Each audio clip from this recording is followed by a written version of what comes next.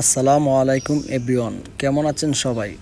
আজকে আমরা এসেছি সরাইল পাঠানপাড়া, সেই জায়গায় যে জায়গাটিকে ঘিরে ছিল কিছুদিন আগে এক গভীর হতাশা, একটি ছোট্ট ঝগড়া, কিছু বেদনাদায়ক মুহূর্ত, আর তাতেই থমকে গিয়েছিল প্রিয় ফুচকা হাউসগুলো। একটার পর একটা দোকান বন্ধ হয়ে গিয়েছিল। নিস্তব্ধতা, আতঙ্ক আর হতাশা ঘিরে ফেলেছিল পুরো এলাকাকে। কিন্তু স্থানীয়দের সম্মিলিত চেষ্টায় ঝগড়া মিটমাট হয়েছে, সময় বদলেছে, মানুষ ফিরে আসতে শুরু করেছে প্রিয় জায়গাটিতে।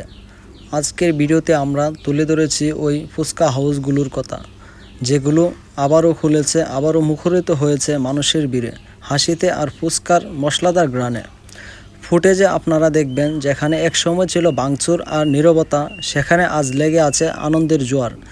দেখতে কতই না সুন্দর লাগছে, যেন বুঝে ওঠা অসম্ভব এখানে 2-3 দিন আগে ঝগড়া হয়েছিল। দুই পক্ষের মাঝে মানুষ কাঁধে কাঁধ মিলিয়ে ফুর্তি মেজাজে চলা শুরু করেছে। এটাই প্রকৃতির নিয়ম। বিক্রেতাদের মুখে ফিরে এসেছে হাসি, ক্রেতাদের চোখে আবারও সেই চেনা উচ্ছ্বাস। আমাদের সমাজে এমন জায়গাগুলো শুধু খাবার বিক্রির কেন্দ্র নয়, এগুলো মানুষের গল্প, সম্পর্ক আর স্মৃতির অংশ। এই ফিরে আসা শুধু ব্যবসার নয়, এটা আবেগ, মানুষকে একসাথে দাঁড়ানোর, নতুন করে শুরু করার প্রতীক। এখানে ছোট বড় সবাই প্রিয় মানুষদের নিয়ে এক হওয়ার স্থান। এখানে বড়দের জন্য রয়েছে ফুচকার পাশাপাশি বিভিন্ন রুচিশীল খাবার ও মজাদার খাবার, তেমনি ছোটদের জন্য রয়েছে লোভনীয় খাবারের পাশাপাশি খেলাধুলার জন্য রয়েছে বিভিন্ন খেলনার ব্যবস্থা। এই জমজমাট আয়োজনটা আমাদের সারাদিনের ক্লান্তি আর মন খারাপের সময় যেন নিজের অজান্তেই ভুলিয়ে দেয়।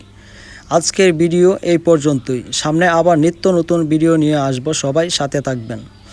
যারা যারা দূর দূরান্ত থেকে আপডেট পাওয়ার আশায় ছিলেন, তাদের জন্যই ভিডিওটি উপস্থাপন করা। সবাই আসেন, এনজয় করেন, ফুচকা ভাগাভাগি করেন প্রিয় মানুষদের সাথে। ধন্যবাদ।